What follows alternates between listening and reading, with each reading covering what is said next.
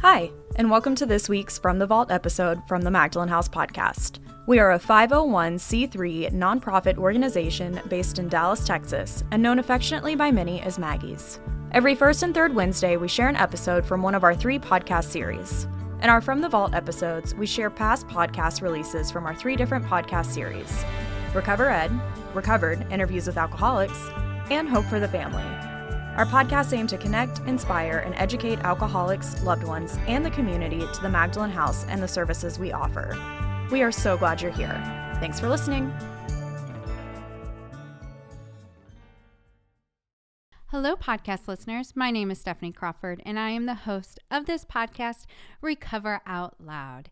And today we're doing our very special series, RecoverED. That's Recover-ED.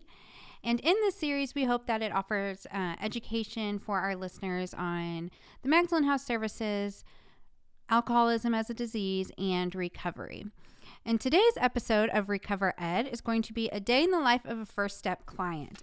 And I'm so excited to do this one because I get to have 2 amazing women on who not only make work so much fun for me, but really care about all of our clients and really care about reaching alcoholic women. These ladies are on the front lines every single day, really giving themselves and making themselves available to the women we serve. And there's just no better 2 people to talk about this topic. So ladies, if you don't mind introducing yourself and let us know what you do for the Magdalen House. Alrighty, I am Kristen Andrus. I'm a recovered alcoholic. I've been sober since 2/10 of 2020, and I am a lead program coordinator for the First Step program.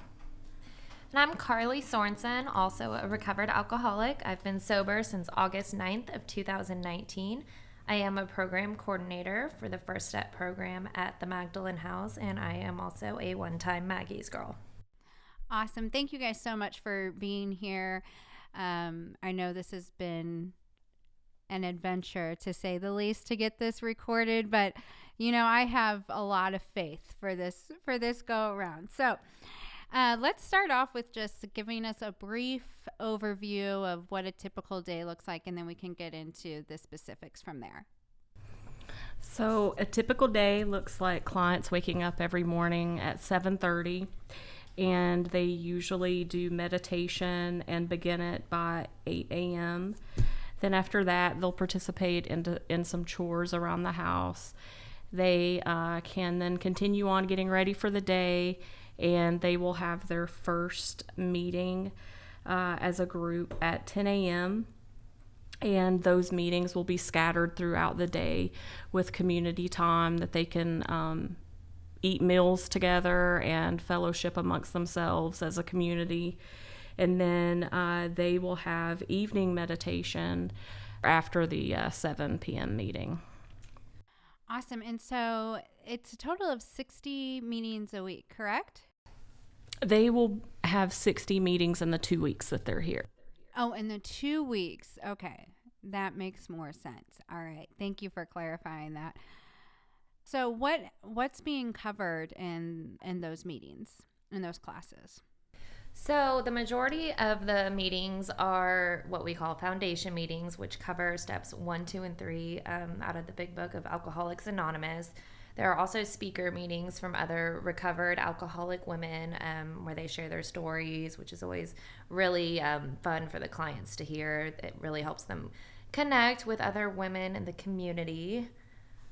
And then we have a couple of meetings, usually on the weekends, that kind of cover deeper into the steps 4 through 9, and then 10, 11, and 12. So what I'm hearing, right, is that there's no trigger lists being made or relapse prevention courses, that sort of thing, which our recovery community should hear that as tongue-in-cheek. But there are people who, are listening who probably are wondering why we don't cover that and why our curriculum is what it is. So, Kristen, do you want to talk about that? So, just from my own experience of trying to get sober over the years, I've been to treatment centers that, did have relapse prevention classes, trigger classes. And while those are helpful for some individuals, I was never able to get any kind of long-term solution or get any sort of long-term sobriety after I would leave those treatment centers. And, it wasn't until I was introduced to the steps of AA that I was ever able to find any sort of solution and be able to live life on life's terms and be able to sustain any type of sobriety. So, that it's proven that it works. And by the time the women get here, they're usually very desperate for sobriety, and it's a curriculum that works. And I do want to piggyback on that and just say that all of our programming staff here at the Magdalen House, we are all recovered alcoholic women ourselves. We are all in recovery, and we have all found the solution that is laid out in the Big Book of Alcoholics Anonymous, and that's what has worked for us. And I do want to specify that we are not AA, but that is where our curriculum comes from. And so we do a great job of presenting, what alcoholism is and what it's not. And, these things might be great for, a hard drinker, but maybe not for the real alcoholic. And that's really what we're after, right? We're after helping the chronic alcoholic. If you want to learn more about that, we have this amazing class that meets Mondays at 2:30. And what we do is we take the word of mouth message, which is anything that our clients may have heard from very well-meaning people, that maybe they have tried that doesn't work. And we're not belittling that. We're not bashing that. But what we are doing is we're taking that and we're comparing it to what the Big Book of Alcoholics Anonymous says. And that's the solution that has worked for us. And so I highly encourage any alcoholic woman in recovery. You don't have to be in one of our programs to attend that class if you're wanting to learn more information about that. So what do they do between meetings, between classes? Between the meetings, they have a chance, of course, to eat, which is one of our favorite things, even as staff. Lots of snacks. But they're really encouraged to be in their big book. Within the first couple of days, they're encouraged to find a sponsor and just kind of get started on the work that the sponsor, has provided for them and is guiding them through and get them working on the steps. Now, Carly, you have firsthand experience of being here and going through, the First Step program, which is previously known as our social detox program. And so being in 60 classes where it's primarily focused on 1, 2, and 3, did that get redundant, or do you mind sharing your experience with that? Sure. So, full transparency, when you're in the house at the time, you can sometimes kind of crave something a little bit different than 1, 2, 3, and we do have several different formats. But we do focus on 1, 2, and 3. And looking back, I understand why. As someone that, tried to get sober for a very long time and had a big book that sat in my nightstand and collected dust, but I couldn't understand why I couldn't stop drinking. Steps 1, 2, and 3, that was crucial for me. And I didn't know anything about them. I had read them on the wall at 12-step meetings, but I really didn't know what it was. I didn't even think I needed it. So it was really, really crucial for me. And I never was bored, though. Every woman that comes to chair the meetings has such a different perspective, and they all have, just different, unique ways of approaching the different steps. I know that there was a certain step in 1, 2, and 3 that, I was open-minded to but struggled with. And I remember being on my 3rd day, and the woman that happened to chair the noon meeting said something that just made a light bulb go off for me. So you just never know. You're always going to get something different and take away something from every meeting. And one of the things too that, I think it's fair to mention that all of the women that come in to lead these meetings, they're all volunteers besides our staff-led meetings. And so these are women who believe so much in the solution and the curriculum that we teach too, that they are giving of their free time and coming in here and working and teaching these women and sharing their experience, strength, and hope with them.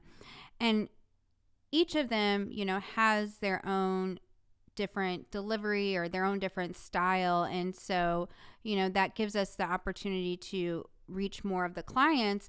And I feel like we do a great job of representing alcoholism in all different ways, right? Like we all have these different stories. Maybe our consequences were different. Maybe the way we drank was a little bit different, but we all have that internal experience, right, of that incomprehensible demoralization, that hopelessness that we all feel as alcoholics on why we can't quit drinking. And now we have this, amazing common solution that we get to walk shoulder to shoulder with. And I just want to thank all of our meeting chairs that come in and give their free time to do that. Also, if you are a recovered alcoholic woman and you want to learn more about volunteering, meeting chairs are one of our volunteer opportunities, and you can check that out at the Magdalen House website.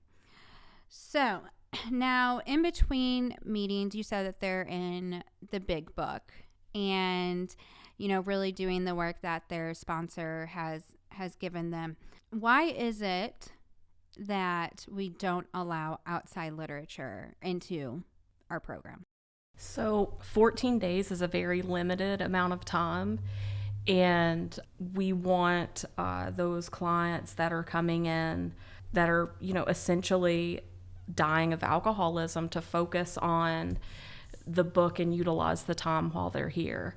Outside reading material has a propensity to cause a distraction. Carly had a good point.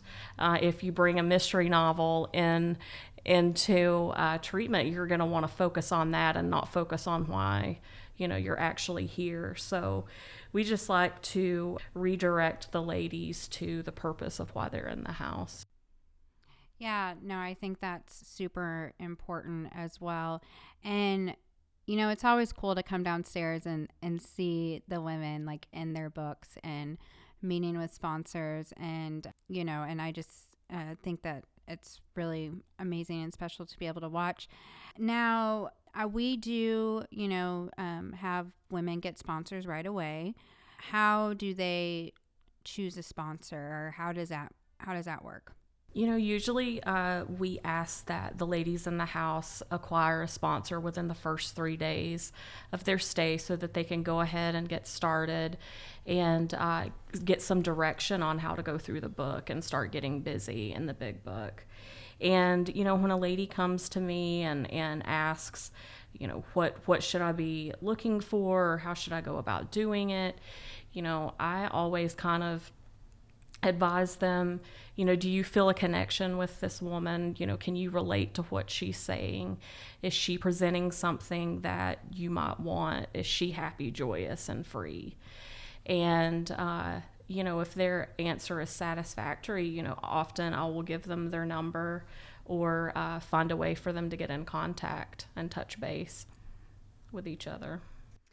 Yeah, I think our staff does a great job of really directing clients to their sponsors, right? Because that's going to be something that when they leave here, they're going to need to do, right? Because they can't go into the office with the problem, right? And, Maggie's staff isn't going to be available to them 24/7. And, so I feel like we do a great job of helping them with that right away, right? To make that phone, not as hard to pick up, right, when they leave here, and really start building that relationship with their sponsors right away. Now, is there like requirements to sponsor, or like a sobriety requirement? No sobriety requirement, just having had a spiritual awakening as a result of the steps. And, obviously being sober. Yeah. Well, if you've had a spiritual awakening as a result of the steps, you're probably sober. Probably. And that your sponsor has a sponsor. That is important as well, for sure. And I just love that, right? Because I know, whenever you get through the steps and you're so eager and you're so on fire and you want to share. This was me, right? Like I was just like, I wanted to share the solution with everyone, like I've heard it said before and I love it. Like if you're not on fire to share this solution when you're through the steps, you may have missed something, right? Like I feel like it's one of the side effects, as you will, is like this overwhelming desire to want to help people. So you get through the steps, you're on fire, and then like you have places being like, no, you gotta wait a year. Right?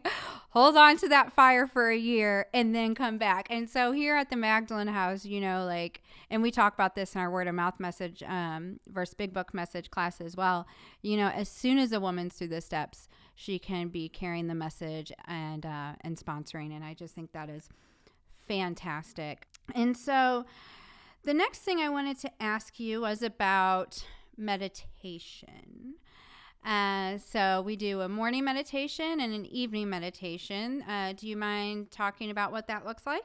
Sure. So morning meditation, which I loved when I went through the house. Each woman will begin the day, of course, after grabbing a cup of coffee. We have a selection of little devotional books, and they're asked to pick out just like a brief reading of something that kind of strikes them that day, and they'll share it with the group. Then we have the spiritual principles written on little popsicle sticks that are in a can, and they'll pick out a spiritual principle for the day, such as service, that they will incorporate into their day and practice. And then they are asked to write down their definition of their spiritual principle. They're also asked to come up with 3 things during the day that they're grateful for, and 3 things that they like about themselves, which will lead into their evening meditation. Pick out the highlight of their day, and they'll also rate their day on a scale of 1 to 10. And I think it's a really cool idea, especially to come up with things that you like about yourself. I remember really struggling with that when I was in the house. And because, we come in here so broken, and that was really cool. It was a simple little way to start loving yourself again. And then also in the morning meditation, we read, as a group, they read On Awakening from the Big Book of Alcoholics Anonymous. And then an evening meditation, they read When We Retire at Night from the Big Book. And then that's also when they share what they came up with during the day, how they used their spiritual principle, what they're grateful for, and what they like about themselves.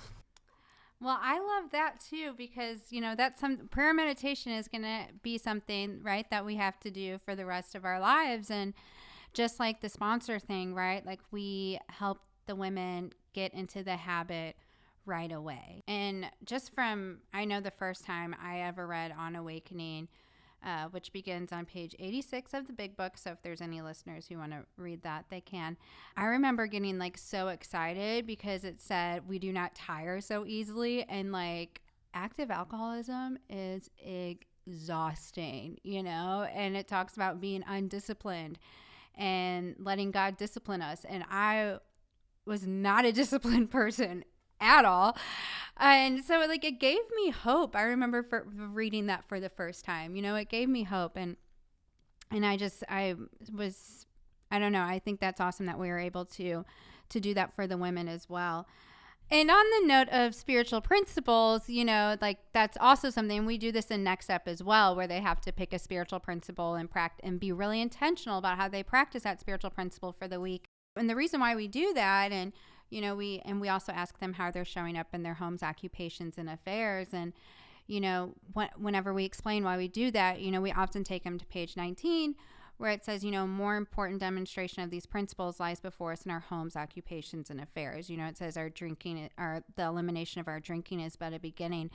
And so right away, we're giving the women the opportunity to be able to learn how to live by spiritual principles. Because I don't know about you all, but I was not living by spiritual principles when I got here either. I love our programming. I love our curriculum so much. I get really fired up about it sometimes.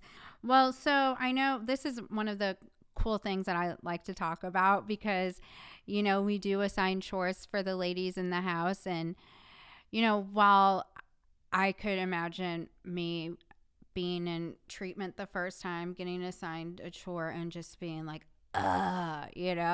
there's actually like this profound reasoning behind it that I find so fascinating. And so can you talk about that?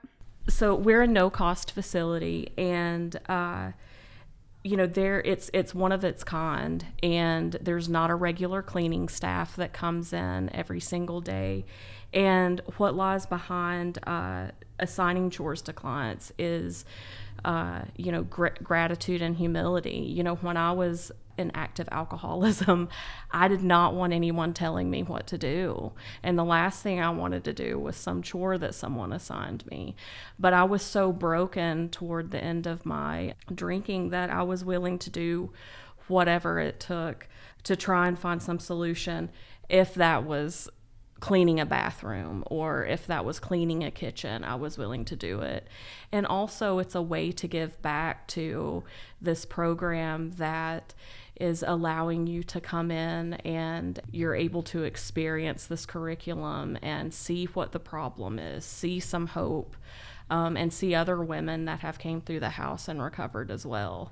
Awesome. I love how last time we did this, y'all, we've tried to record this episode quite a few times now, but Carly mentioned that she would get excited because like she hadn't cleaned a bathroom in so long, and like I can definitely relate to that. I don't know if I get excited to clean a bathroom, but definitely wasn't doing any of that while I was drinking. Carly, do you want to add anything to that? Yeah, it's something about feeling productive again. Yeah. I mean, before I came to Maggie's, I was just in my dark hole of a room and I was not taking care of myself, let alone my surroundings. So I was more than willing to do chores and, like I had said, get up at a decent time, drink coffee like a normal person in the morning, Instead of vodka? Yeah, absolutely. Exactly. Yeah, you know the story. And as Kristen mentioned, it's a big example of willingness. Because if you're not willing to do a chore, then what does that look like? So it's, I think it's a really good thing that we have the clients do. And yeah, and I think Chloe had said before too, how do you build self-esteem through esteemable acts, right? And so like by taking care of myself and my surroundings, I start to build that self-esteem again. So family visitation. So that's something that I think makes our program a little unique as well, is that, we allow family visits. So can you talk about what that looks like? So family visitation is 7:30 to 8:30. For clients that ask that a family member comes to visit them, they are required to attend the family support meeting, which is held from 5:30 to 6:30. Awesome. And something to know about that family support meeting as well is it is open to any loved one of an alcoholic or an addict. You do not have to be affiliated with the Magdalen House to attend, and it is absolutely free of charge, no cost, just like our other programs. And you can find more information about that on the website as well. But we do have a podcast for family members called Hope for the Family if you're interested in learning more about that and hearing a family member's perspective. Now, it's not all Big Book sponsor meetings. You guys have just started doing this fun thing called Icebreakers, where I got to learn that Kristen's favorite condiment is queso. Mine too. So can you tell me about what that looks like? So every day at 3:30, clients and staff get together, and we do for about 15-20 minutes. We get together and we'll pick out 2 or 3 random questions for the day that aren't recovery related, that are just funny questions to help facilitate relationships within the community. Staff participates along with the clients, and usually it's just some kind of question like, are you an introvert or an extrovert, or what's your favorite condiment, what's your favorite food? And from there you can usually see those conversations and answers flourish, and the clients start building relationships with each other. They start getting to know more about staff, and staff's really not that all that different from them, that we're just, drunks as well, and we're recovered now.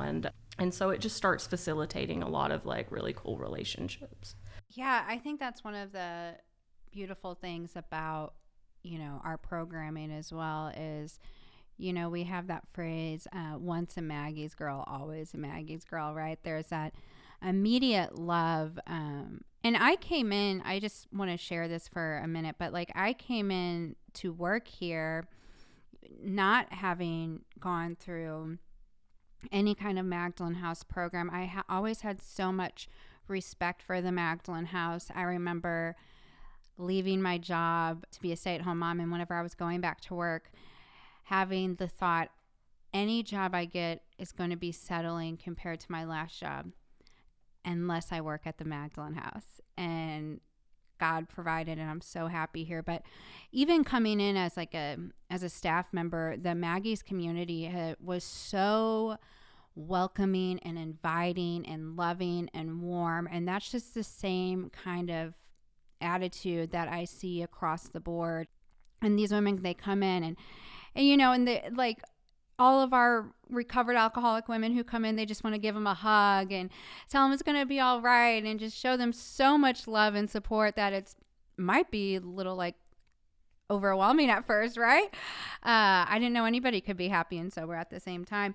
So we have that phrase, once a Maggie's girl, always a Maggie's girl. And Carly, I think you do such a great job of explaining that and talking about what that means in your experience. So can you talk about that, please? Yeah, just kind of piggyback off what you said. I remember we had a client on her very first day. She told me, she goes, everyone here is smiling and is so happy. And it's like she wanted to be so angry, but it was such a testament to what this place does. And of course, by the end of the 2 weeks, she was right there with everybody. So that was great to see. But once a Maggie's girl, always a Maggie's girl. I love it because I've said before, I did not know at all what I was getting once I came through Maggie's. I thought it was going to be another treatment place that I would, do my time. Hopefully it would work this time, and then I'd just be on my way. And that's not the case. It is just such a sisterhood, and everybody's just so loving, supportive. Even if you don't even know someone, but you are like, oh, you're a Maggie's girl, and you went through Maggie's, it's just this connection, no matter what. And we're all so different, but we all are the same through our alcoholism.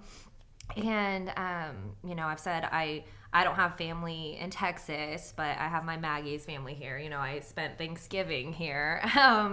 So it's such a great support system. It's just nothing like I've ever seen with any other place. Yeah, absolutely. And I spent Christmas here. Yeah. Like we have our Maggie's family here, and it's really, really cool. So before we wrap up here, is there anything that we haven't talked about that you want to make sure is mentioned that's important for the listeners to know? I mean, there's just so many ways for women once they leave First Step to stay involved in the community. Like Next Step, highly encourage that. Maggie's Women's Group, volunteering. There's always opportunities to be of service here. And the ladies love seeing volunteers because the majority of the time, some of these women are people that have came through the house. It's good for them to see the hope that they have got, the other woman has gotten from the program.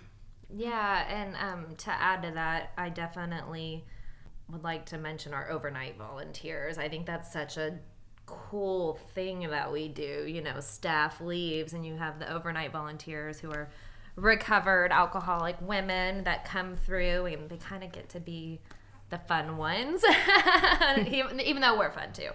But it's a cool way. I've never seen that before anywhere, where you just have someone so freely giving their time, and they're just such an inspiration to the ladies in the house. I think that also speaks volumes to our programming, right? Like these women are giving up their Friday nights, their Saturday nights, and to come spend the night here, right? And they're not giving it up because they actually want to do that, right? And I just think that is so fantastic. We love our overnight volunteers. We couldn't do what we do without y'all. So can you share with me a favorite memory from your time working in First Step?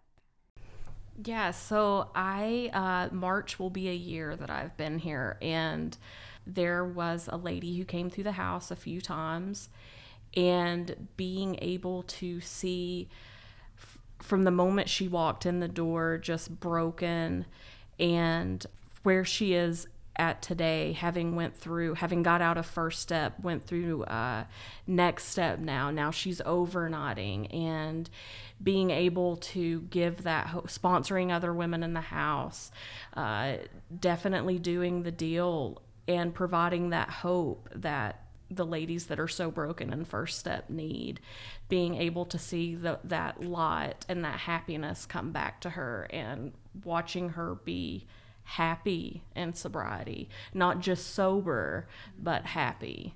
So I love seeing that. Yeah, because we're definitely about more than sobriety here, right? We are about getting recovered, and it's fantastic. I love it. Carly, what about you? Yeah, I agree with Kristen. Just seeing the transformations in general, seeing someone just be happy, which is something so simple, but that most of us don't have when we're drinking. So I love that. But in particular, also another woman that came through several times. It'll be a year for me in March as well. And she came through a couple times. I think left early the first time.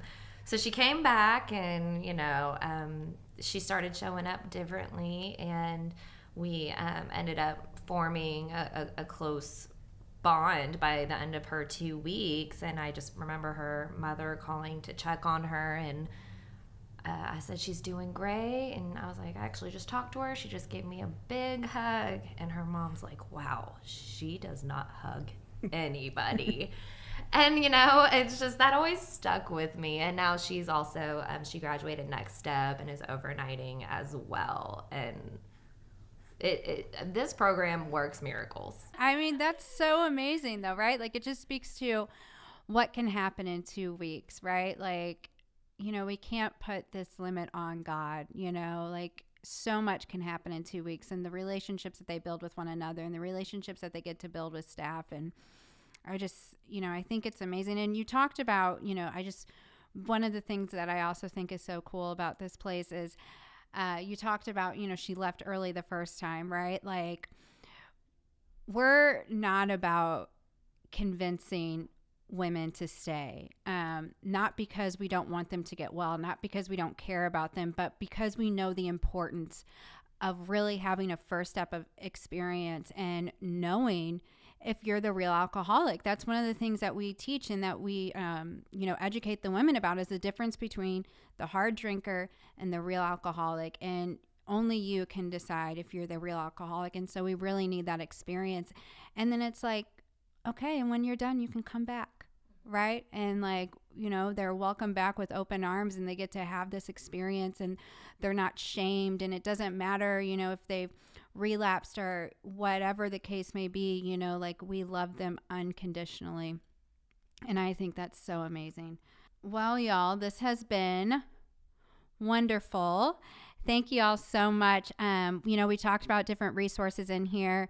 I will put those links in the show notes. If you want to hear more from Kristen and Carly as well, they have their own podcast episodes where you can hear more of their stories, and I will put the links to those as well.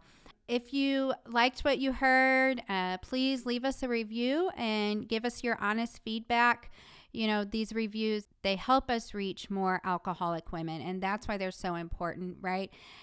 Our programming, all of our services are at absolutely no cost, but the quality of our programming is so fantastic.